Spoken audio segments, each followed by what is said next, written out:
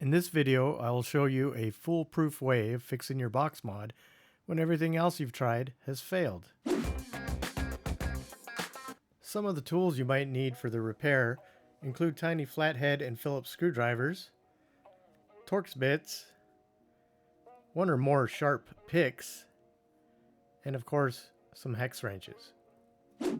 You can pick up a set of bits like the one you see here from Walmart or Harbor Freight for less than 10 bucks. Tiny hex wrenches are the hardest to find, so be sure to check your old vape boxes for tiny tools that might have been included in the box when you first purchased your vape gear. Safety first.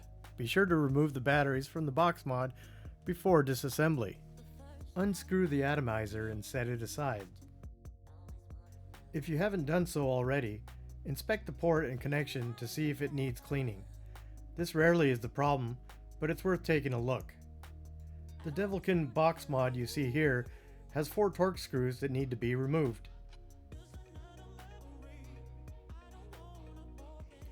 Remove the 4 screws and set them aside so you don't lose them. Carefully remove the top piece so as not to disturb the center pin or other internal components. The wires inside this part should be soldered securely. It is possible, but unlikely, that you should have to solder anything here. The top part, on the other hand, will have a wire that is, by design, not soldered.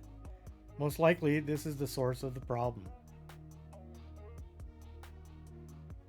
This loose wire is connected to the rest of the unit mechanically, just as the top part is put into place. The bare end of the wire must be inserted into a clip on the main unit and is held in place by the spring tension of that clip. The wire can be easily dislodged if the vape unit receives a strong shock from a drop, for example. All we need to do now is reassemble the top part to the base, and that's where things get tricky. It takes some trial and error to align the wire from the top piece to the base. The wire needs to be bent and or straightened in such a way that when the top piece meets the base unit, the wire will be aligned with and can be inserted into the spring clip on the base. After a few failed attempts using brute force to push the wire into the clip, I came to realize that I would need to spread the clip first. I was able to do this by spreading the clip apart with a pick and inserting a twist tie into the clip to keep it spread.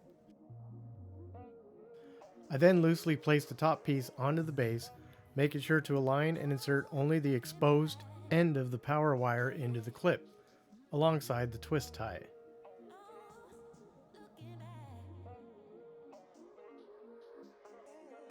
Once I felt I had the power wire correctly located in the clip, I pulled the twist tie out, being careful not to pull the top piece or the power wire out of place.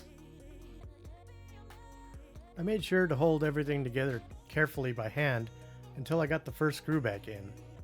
Once I got the first screw in and tightened, I was able to relax my grip and install the remaining screws. Now came the moment of truth. Would it work this second time around? Voila! Yes, it's working. There it is. Power. And there it is, smoke. Famous smoke.